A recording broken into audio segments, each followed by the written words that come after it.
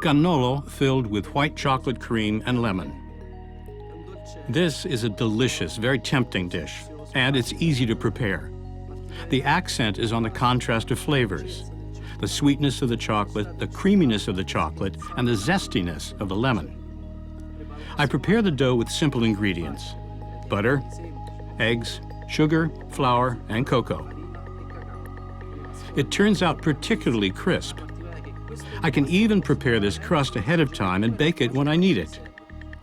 So this crispy crust will be filled with the cream. It's an easy dessert, and it will bring you great success. So let's get started.